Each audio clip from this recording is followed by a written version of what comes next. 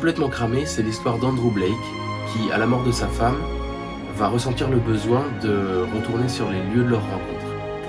Et dans ce grand château en France, qui va servir de décor pour tout le film, il va faire la rencontre de personnes qui s'avèrent être aussi perdues que lui, et tout le film va être construit autour des relations entre ces différentes personnes et Andrew Blake.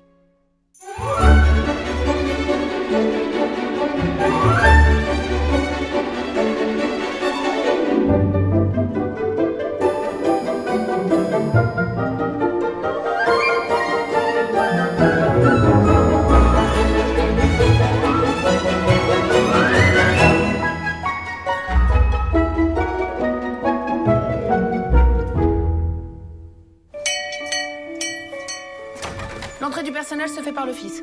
Dès la lecture du livre, j'ai ressenti beaucoup de tendresse pour Andrew Blake, mais aussi pour tous les personnages qui gravitent autour de lui. Et ensuite, j'ai rencontré Gilles Le Gardinier, avec qui on est tout de suite tombé d'accord sur le rôle que devait jouer la musique dans le film. C'est-à-dire une musique qui doit continuellement nous connecter au fond de l'histoire. Sous une apparente légèreté, les personnages traversent chacun à leur niveau des moments difficiles, comme dans la vie en fait. Et un des rôles de la musique, c'est de nous connecter à cette sous-couche.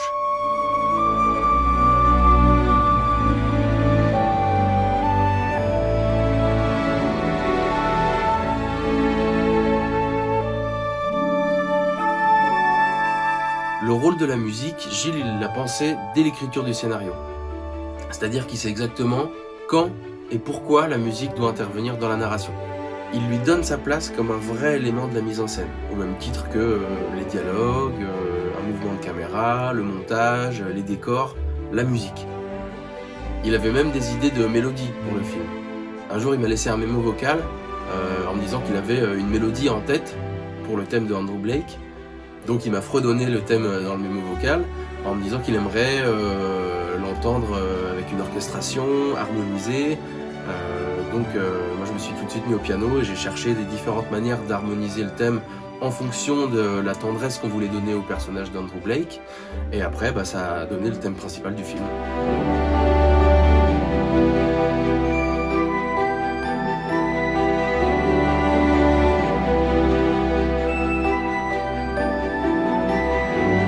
La musique, toujours dans cette direction de tendresse, se veut très douce et enveloppante. On est allé enregistrer l'orchestre en Allemagne, à Berlin, dans un studio qui a une acoustique particulièrement adaptée. On avait un très bel effectif de cordes. Elles sont naturellement très présentes pour leur ampleur et leur lyrisme, mais j'avais aussi envie de profiter de la fragilité et de la douceur des bois solos. Donc on entend aussi beaucoup de flûte au bois, clarinette, basson dans la musique.